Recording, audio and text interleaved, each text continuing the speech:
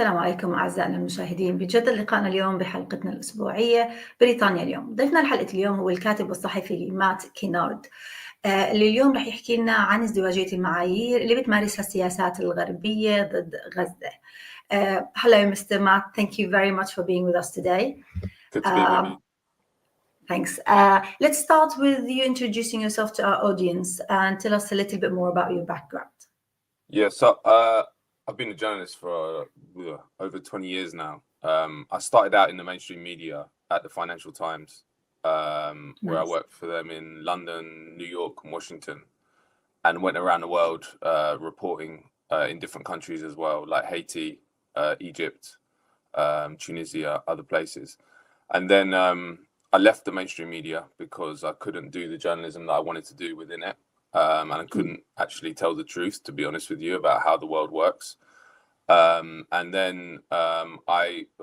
in 2018, I and Mark Curtis, the historian and journalist, founded Declassified UK, which is a website which focuses on British foreign policy, intelligence policies, corporate policies, and basically tries to tell the truth about Britain's role in the world, which is buried and distorted by the mainstream media. So that's my background. I recently left Declassified, and I'm not quite sure what I'll do going forward, but I want to focus on Palestine because I feel like it's the biggest moral crisis in the world, and also it is intimately involves our own government, the US government, other European governments. It's not just an Israeli genocide. So yeah, that's my background. That's cool. In terms of, you just said you're focusing on Gaza and what's going on in Palestine. So what inspired you to cover these topics, Gaza, Palestine, and Western politics in your journalism? Well, firstly, on why I cover Western imperialism is because the United States is the most powerful empire in history in terms of its military power. It has spends $1 trillion a year on the Pentagon, the Department of Defense. It has 800 bases around the world. So it's extremely important, but it's unmentionable in the mainstream media. We can't talk about the American empire. And if we ever have to talk about American power, we have to say it's benevolent, it's benign, it's a neutral arbiter, when in fact that's the opposite of the truth. It's a brutal, savage empire. Which cares only about projecting its own power. So, and we're seeing that in Gaza. And then I think that's why I chose to cover that, because it's important. Because every conflict, every issue that's happening around the world, and every people that are trying to rise up to free themselves from foreign control, it involves the United States in some ways and their allies. On the Palestine question. I went to Palestine in 2009 with the International Solidarity Movement, and was in the West Bank and East Jerusalem, and it had a profound impact on everything. I came back a different person because seeing apartheid for real up close is a life-changing experience, because it's the worst that humans can do. You know, it's division based on religion, based on ethnicity.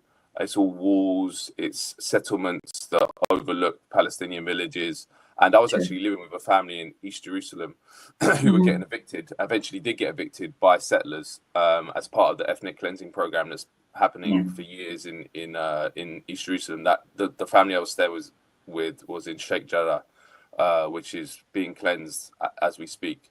So and the other side of that is I also saw there how distorted the media makes these conflicts. So I saw up close what the reality of Israeli apartheid is, and I read the newspapers and saw that it was basically, when it had gone through the corporate media sausage propaganda factory, it was a completely distorted image. So people get a completely wrong image of it. So I also thought, well, we need to not only focus on Palestine and tell the truth about it, but we need to understand that the media is the one that creates the conditions that allows the Israelis to do this. And then obviously with the current genocide in Gaza, which began last year in October, it's just been horrific on a personal level for all of us to watch that unfold in real time. And not only that, watch our own government defend it, support it, arm it, and make it possible. The British and the Americans are participants. They're not just complicit, they're participants, and they've been participating through weapons, through spy flights, through logistical support, all different elements. So, and it's very, very important for us in the UK and our brothers and sisters in the United States to sever the umbilical cord that runs from London and Washington to Tel Aviv, because Israel relies on us. And we can do that. We can do that. If we put enough pressure on the government, if we tell enough people the truth about what is happening there and the genocide, we can move the dial on the support that we give. It's not constant. So I want to do that through my journalism by just telling the truth. You know, that's what journalism should be. It should be about finding the truth. And unfortunately, in this Israel-Palestine conflict, there is just so much propaganda. The truth gets lost in the mainstream media. And we've seen that over the past year in a very, very disgusting way, really, because it's created the conditions. The media, the Western media has created the conditions, the mood music for the Israelis to do their genocide. True. To be honest, I'm Palestinian myself, and I've been to Palestine only once I became British. I wasn't able to go there before in 2016, and I was in Hebrew. And I've seen everything he's talking about, the apartheid by itself, just seeing armed soldiers in the Palestinian villagers just walking around. It was terrifying. And, you know, everything that we don't see on TV, we were able to see it in real life. Just a question, being an independent journalist, does it give you more freedom to speak about what we can't actually speak about on TV and being related to one of the organizations? Yeah, it definitely does. But it's a trade-off, isn't it? Because when I was at the Financial Times in Washington, I knew the stories that I was writing were read by hundreds of thousands, possibly millions of people. I knew they were being read by the president, probably, who was Obama at the time.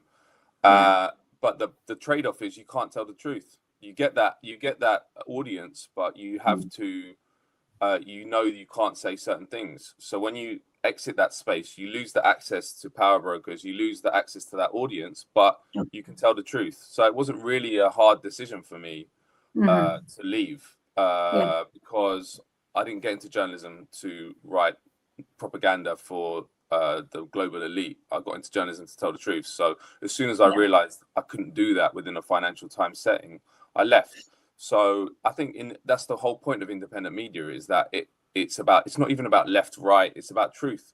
Because in our society, there's two main power centers. There's the corporate sector and there's the state sector.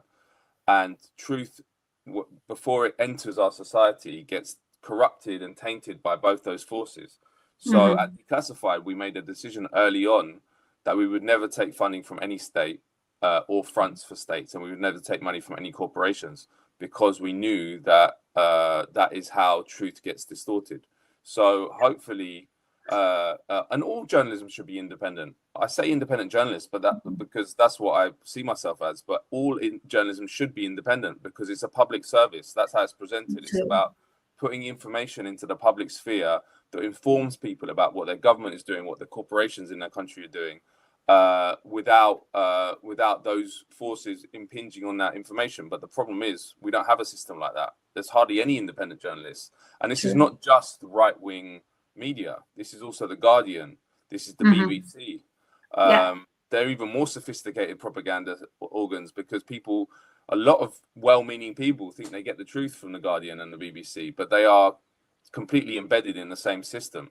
And actually in the UK, there's actually a really exciting ecosystem of independent media now, thanks to the internet and stuff, and thanks to Jeremy Corbyn as well. A lot of it sprouted up during the Jeremy Corbyn years, but there is a whole ecosystem now that didn't exist 10 years ago, that you can get the word out, and on social media now, if you there's a lot of new voices that are speaking out of Palestine that would not have had access to an audience 10, 15 years ago. So it's actually quite a promising development. The other thing is, I think that the Gaza genocide has woken up like the general public to the propaganda system, because they've been looking at their phones for a year and reading the amazing, heroic citizen journalists in Gaza.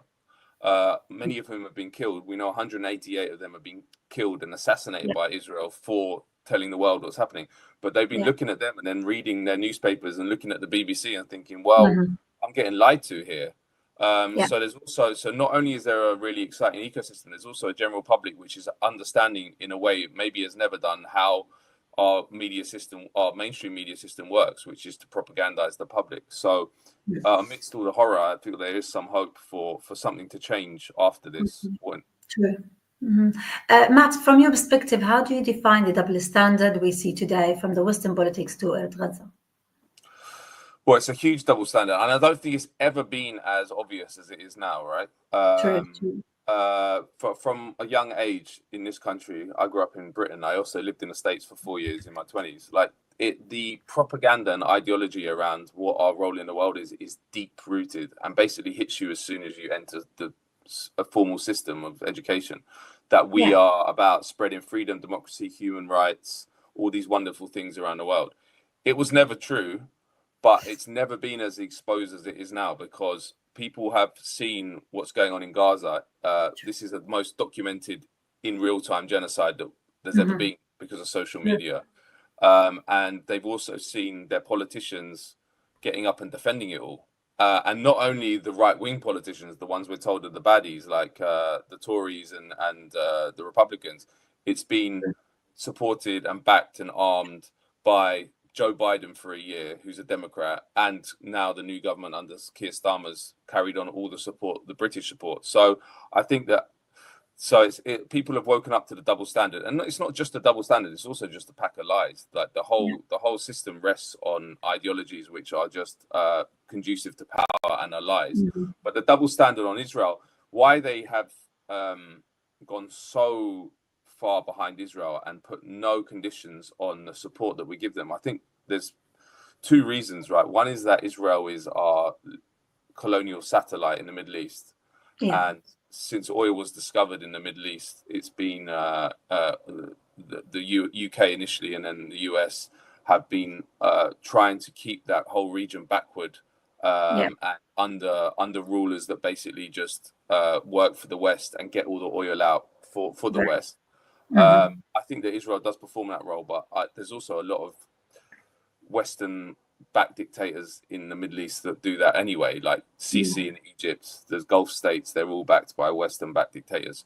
So I don't actually think that explains it the most. I think that, and from the work I did at Declassified, I think the main reason is the control that the Israel lobby has over our political systems, which has got really, really more intense in recent years. Because Margaret Thatcher in 1982, when Israel invaded Lebanon, there was an arms embargo from Margaret Thatcher and Ronald Reagan in the States, stuff that you could never imagine now. And that's not because they were politically aligned with me in any way. They were opposite of their politics are disgusting to me, but they could make a decision based on the sovereign interests of Britain and America.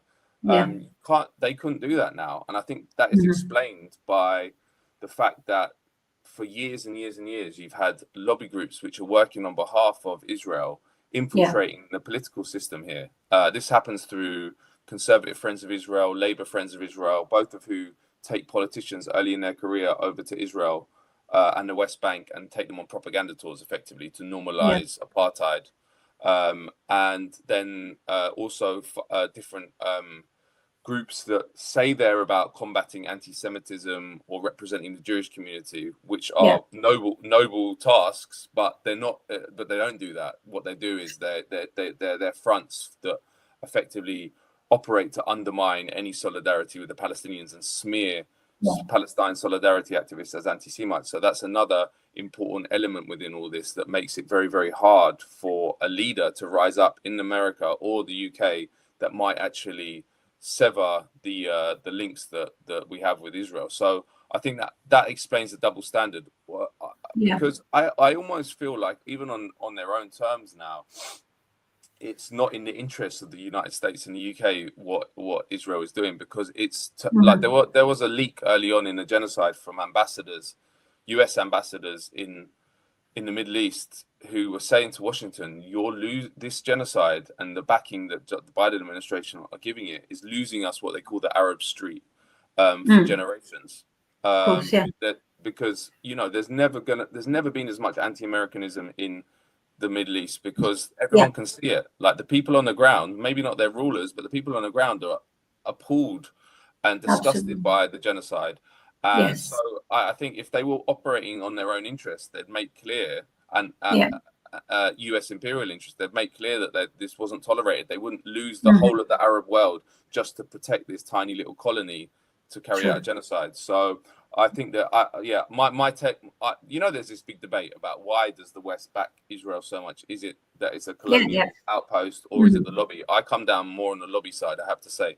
Like there's a famous professor in the United States called John Mearsheimer, who's a realist, international relations scholar. He wrote a book called The Israel Lobby, and he argues the same thing. He says that the political system has been captured, and it's not working in the US national interest anymore. It's working in the interests of AIPAC and Israel.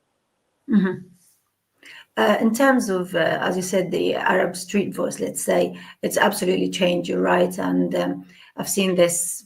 I've spoken to people there in different countries face to face, and it's definitely different today, because they used to look at the West as, you know, look up for them for like human rights, democracy, freedom, all of that. And Gaza situation have covered all that and show the opposite. So that's definitely happening now.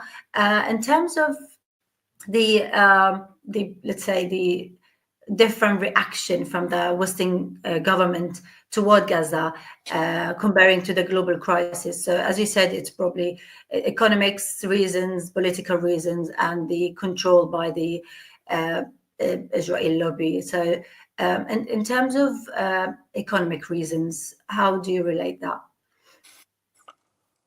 I think it's more, I don't think I mean, Israel has many deep links economically to the UK, arms, high-tech technology, and trade. But it's not that, I actually don't think it's that. I think it's more just geopolitical control. You know, they've spent hundreds of years trying to keep the region backward. And Israel is a very good way of doing that, because they can smash any opponents of the US empire on behalf of the US. You know, like with Iran, like, look, if you look at the Middle East, they've taken out various leaders that were not playing by the rules of the US empire, like Saddam Hussein, Gaddafi, and also, by the way, all the Western oil companies have gone into Libya since that intervention in 2011. That was what it was about. It wasn't about human rights either. And the same with Iraq, obviously, in 2003. I've got nothing good to say about Saddam Hussein, but it wasn't his human rights record that was the reason there was an intervention by the US and UK. But if you look at, like, now with Iran, which is one of the few countries which is still part of the axis of resistance to the empire and its control of the Middle East, the main state, well, the state that's fighting the war against Iran on behalf of the United States is Israel. So it's this little attack dog in the Middle East, and it's good for the other thing about the US is they can do it. They can say we're not involved, although they killed General Soleimani under Trump, which was like direct involvement, assassination, an absolutely outrageous act of terrorism. Because they killed him in Iraq, not even in Iran. They killed. You can't just assassinate a senior general, but but now it's like it is the Israelis that are threatening Iran every day. But I think essentially it's backed by that. The policy is backed by the United States. Like, and when Trump comes in, it will be Israel that will be fighting Iran. There might be a huge attack on Iran. That I think that the Trump administration will subcontract that out to the Israelis. And I mean, it wasn't always the case. I think that things changed on the US policy on Israel after 1967, because, you know, General Nasser in Egypt was hated by the West. He was like the hated figure in the period in the 60s, because he was an independent nationalist. He nationalized the Suez Canal in 1956. He wanted to create an Arab nation, you know, and this was against all the imperial interests. And when Israel defeated him in 1967 and kind of destroyed Arab nationalism, the US were like, wow, well, this is important. We can use Israel to destroy any kind of independence or any kind of anti-imperial movement in the Middle East. And then they got closer and closer after that. And their policy, their aims basically align. Number one, but also Israel has a grip over the political system in the United States. That's just uncontroversial now. So that both those things, I think, are elements which make it happen. But do you know what? I don't think the economic thing is that important. I mean, essentially, like the US gives $4 billion in military aid every year to Israel. $4 billion. That's US taxpayers' dollars are paying, and it's basically a system of corporate welfare, because what that is that taxpayers' money is given to Israel. They buy military equipment from US corporations. That's part of the deal. So the money transfers from US taxpayers to massive arms companies via Israel, and Israel. So the American public is out of pocket to fund arms companies and give Israel weapons to enforce apartheid and now genocide. So it's a system which is untenable, and also it's a system which most Americans at some stage are going to wake up to. Unfortunately, it's not happened yet, but there is hope, because if you see these student encampments and resistance to the genocide there, that's unprecedented. We saw it in Vietnam, but Vietnam, the US was directly involved, i.e. there were boots on the ground. There were millions of Vietnamese were killed in that war, but there were hundreds of thousands of American troops on the ground, and there was a draft. So it had a direct impact on Americans' lives. The uprising you saw with the student encampments was pretty amazing, because those students had no direct reason to do it apart from solidarity with the Palestinians, and it was in the belly of the beast. You know, this is where Israel cares the most about controlling the political discourse, and they have lost control of that narrative. They've lost control of the discourse. Same here. You know, there's a reason why our media spent a year calling the pro-Palestinian marches hate marches, and calling everyone on them anti-Semites, even though they've always had a large Jewish bloc.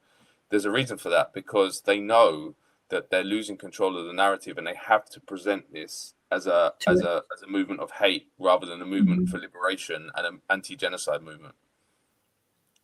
True. Can you tell me what do you think the biggest misconception you think Western societies have about Gaza and Palestine? Well, it's all wrong. Like there's no context put into the reporting. I think that's the main way they propagandize the public, the media, and even academics, is you leave out all the context, because the context of Gaza is what makes it so disgusting. Is 70% of Gaza are refugees or descendants of refugees from the Nakba in 1948. Number one. Number two, there's been a blockade since 2007, which has basically just destroyed the Gazan economy. Even before the genocide, there was a WikiLeaks cable that was leaked in 2010, which was a conversation between a US official and an Israeli official. And the Israeli official said, our goal with Gaza is to keep it on the brink of economic collapse. That was his words. Consistent, as long as we can keep it consistent without a humanitarian crisis. So they wanted to keep it just running on life support, basically make life miserable as possible without having a humanitarian crisis where they'd have to, which might be embarrassing for them. So, so what do you think is going to happen if you keep people, 2.3 million people, half of them children, or on the brink of collapse for years and years on end? Of course, there's going to be a reaction. Of course there is, but it's never presented like that. What they present in the Western media is that this was the October 7th was an anti-Semitic attack. It wasn't an anti-Semitic attack. It was nothing to do with the fact that Israel is the Jewish state. It was to do with it's an oppressed and oppressor conflict. That's the point. This is refugees that were turfed off their land, put into a prison to make way for a settler colony. And that doesn't justify everything that happened on October 7th, or just but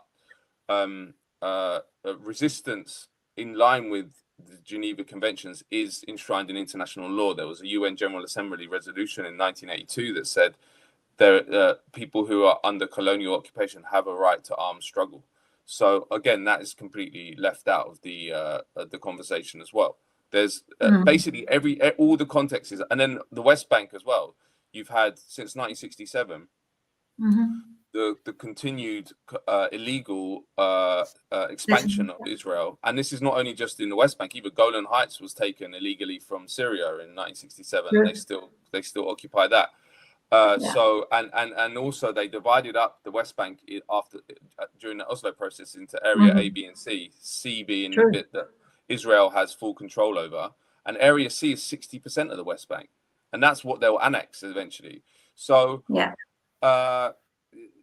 if you look at it, the facts of it, you see that Israel is a settler colony that was established on the expulsion of the native people and the continued subjugations in these little prisons that they made, but also that they've illegally continued expanding since 1967. And then the other point is Jerusalem as well. They never there's an occupation of East Jerusalem and a cleansing process. They want to cleanse East Jerusalem to make it a unified Jewish Jerusalem, which is again illegal in every way and opposed by the whole world. Maybe not Donald Trump, who moved the embassy but all this stuff is never put in articles to contextualize the conflict. So someone who reads the newspapers or consumes the media is just going to think, oh, these are Islamic terrorists that hate Jewish people, and that's why they do what they do. But no, the context shows that this is a colonial occupation, has been for 76 years, and there's always a reaction. There's quite. I was reading recently about the Indian Mutiny, which happened in 1857, which was an uprising in India against the British. Against British colonial rule, and the sepoys, who were like the mercenaries that were paid by the East India Company to kind of rule India for the East India Company and the British. They rose up and killed 6,000 people, a lot of atrocities. They killed men, women, children. But the British reaction was to kill 1 million Indians, or maybe more. Some people put it up to like 3 or 4 million.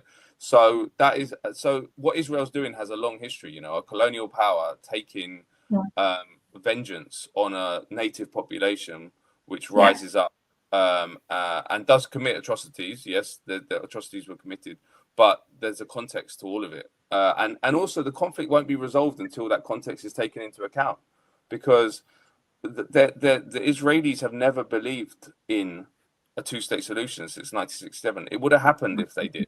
They've always they do not want an independent Palestinian state on their borders, because they believe, with its own military and its own infrastructure, which the state has, because they believe that's a threat to its existence. So they will never allow it. And if you look at the declassified files, they're open about it. They don't want it. So it's not. So they've been the obstacle to that, and they want to expand. And now they're probably going to annex northern Gaza and southern Lebanon. So. All this again, all the stuff I'm saying is not allowed to be spoken about in the mainstream media, or at least is very, very rarely spoken about. But if you want to have a proper understanding of what's happened, you need it, and that's why they leave it out, because the media is putting out propaganda. They don't want people to have a proper understanding of it. They want people, mainly because of pressure. They make people have an impression which is conducive to the Israeli narrative, which is that this is this little besieged state in the Middle East, where with all these barbarians who want to destroy it. But that we know that's a lie. True. Thank you very much for people like you and independent journalists or individuals who have spoken the truth and have changed the mind of so many hundreds of thousands of people of what's actually happening in Palestine. And that's bringing me to the question, have you faced any challenges or backlashes when discussing Gaza and work? And if so, how did you handle it? Yeah, I mean, I'm mostly smears, that's what I was talking about earlier. But I think the validity and the power of those smears has massively decreased, because people can see now. And I find it disgusting as well. Like the weaponization of anti-Semitism to destroy and to silence solidarity with Palestine is disgusting. Number one, because it's important that every moral human being stands against the genocide in Gaza. But number two, we should be concerned about anti-Semitism. It does exist, but these people are making it much harder to fight anti-Semitism because they muddy the water all the time, and accusing people who are not anti-Semitic of being anti-Semitic just makes it much harder to fight the real anti-Semites, who are mainly on the far right, by the way. I did a lot of work early in my career about neo-Nazis in the United States. They are the enemy, and they should be fought, in ideologically and in society. But the focus on Palestine solidarity is disgusting. I mean, everyone faces attacks. I think that the way I think people should deal with it is just don't engage, because they get, if you go on Twitter or X, what it's called now, there's endless, every time you tweet anything about Palestine, you just get endless bots. Probably a lot of them are bots, but also people who are just maybe paid by the Israeli state to create muddy the water, to try and dilute the message. And if you start engaging with them and giving them credence and even thinking that they're worthy of a reply, then I think that's when you start losing. So it's best to stay above it, but it's inevitable. But this is not just on Palestine, this is, if you speak out about Western power in a way that actually reflects the reality of the situation, that they're imperial powers and they are concerned with domination and subjugation of subject people, that also puts you up against the whole industry of the whole discourse, like think tanks, institutes, academics. There's a whole industry that creates these ideologies to justify Western imperialism, and they don't like being exposed. But we do have freedoms in this country that don't exist other places. So and I think they are real. They're diminishing actually. We're seeing it because of Gaza. You see people's houses getting raided, journalists and activists, but we still do have some freedoms. I mean, if you look at, and the other point about it is, anything we are up against pales into insignificance when you compare it to what the journalists in Gaza have been put up with. It's not even in the same universe. 188 of them have been killed, and killed for their work. That's the important thing. They're not just killed because they happen to be in a genocide. They're killed. They've been targeted by Israel because Israel doesn't want the world to know about the genocide. So, and they still go out and report. This is amazing. I think it's the most heroic crop of journalists in history, maybe, because they are being targeted for their work, but they haven't stopped and they're still going out. So that watching them equips you with a certain bravery when you're somewhere which is safer, and you're not going to get killed for speaking out yet. But you're not going to there's some downsides, and also, of course, you can't do it in the mainstream. But luckily, to go back to my original point about the mainstream, this is one of the imagine working in the mainstream media now and watching the genocide and knowing you can't speak about it because I wouldn't be able to handle that. So I don't understand how people have handled that, especially at somewhere like the BBC, because the BBC, I remember early on in the genocide, an article in the Times where BBC journalists anonymously had leaked to the Times that there were people crying in the toilets and stuff because of the pro-Israel coverage. And it's like, well, why are you still there? Why are you still there? I understand you need a job and stuff like that, but this is the moral crisis of our time. You have to take a stand. And this goes well for the officials within the British government, because the British government is participating in it, and we've had no whistleblowers. We've had no resignations. We had one resignation, actually, Mark Smith from the Foreign Office. One in 14 months. That's insane. We need more. There should be dozens and dozens of officials that are watching what we're watching, who are disgusted to be part of the machine that's making it happen, who leave. But we haven't seen that. So I think that to answer your question, everyone comes up against attacks, but I do think that the power of them is diminishing massively.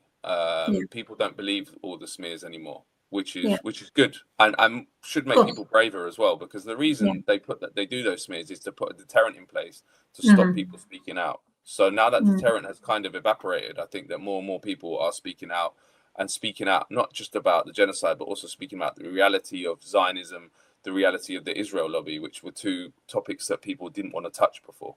Yeah. Matt, how do you see the future of Western politics regarding Gaza? Do you think it might change? There is possibility of change to the best, I mean? Well, yeah, I think there's a lot of hope. I think that people are awake like never before in the Western world. Yeah. I have never experienced it. Even in Iraq, which was a major moment, politicizing moment in my life when I was younger, in 2003, and there were 1 million people on the streets of London. There was a massive anti-war movement, but it wasn't the realization about how the whole system worked. They realized that this was a criminal war, an illegal war.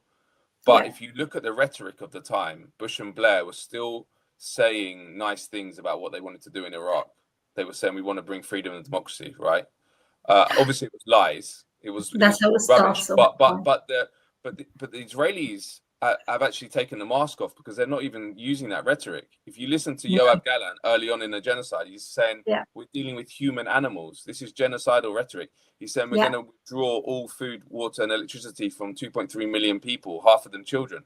So this is the mask off for the empire, mask off for the Western power, because they even the Israelis are their mad dog little colony, and they don't even abide by the ideological pieties that you're meant to spout to justify it. So I think people are awake to that, and then they're watching these genocidal Israeli ministers say this stuff. They're watching Biden back it. They're watching Starmer, Rishi Sunak back it, and they'll watch Trump back it, and they're thinking, "Wow, we are ruled by a genocidal political class, essentially." Absolutely. And that's not rhetoric. They backed to genocide for a year. So I think that's an awakening that will play out for years and years and years. So there is hope for that. And I also feel like there's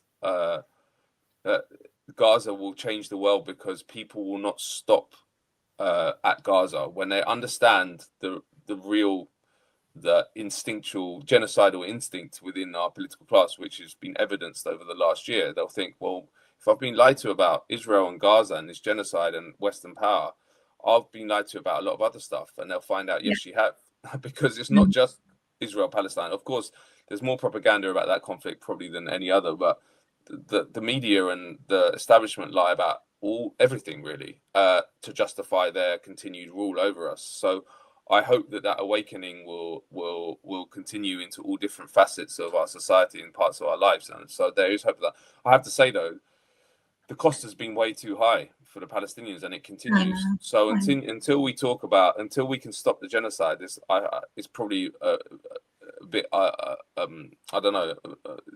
It doesn't seem to me right to talk about any kind of hope, because you can't talk about hope in the context of now. Like if you look at what's happening in Gaza in the last couple of days, there's been floods and people are living in tents. It's freezing cold. There's like kids are collecting rainwater to drink. There's an extermination campaign in northern Gaza. I mean, it's horrors that we have never seen in our lifetimes. Like on our phones anyway. That are happening right now. So everyone who's interested in just basically saving humanity from the moral abyss which we're entering rapidly should be focused on stopping the genocide. That is all that matters now. And I think the best way to do that is to continue speaking up. Obviously, like depending what everyone has a role. Everyone has a role. My role as a journalist was previously to expose the participation of the British government and try and bring that to an end, but also like activists. And we have amazing activists in the UK with Palestine Action. There's over 20 of them now, political prisoners in British jails for throwing their bodies on the wheels of the Israeli war machine at Elbit factory, and they've had a huge impact. So and they are the heroes of the movement, and they lead because they're the ones that have really changed things. So we need to support them. And we should all know all their names, all the political prisoners. We don't, but we should. Again, to go back to the media propaganda, it's barely talked about within the media about Palestine Action and what they've done. So we need to raise awareness of their sacrifice for Palestine, which is real. A lot of them are in jail for years for trying to disrupt the Israeli war machine. Non-violently, by the way. Well, violently against weapons, but not against people, which is the way it should be. Matt, thank you very much for your time being with us today. And I thank you, and I thank every activist and every independent journalist who've been highlighting the truth about Gaza. Thanks again. Keep the hard work. And I hope every other individual who are scared to speak about the truth can listen to you today and learn the truth. So thanks a lot and have a good day. Thanks for having me.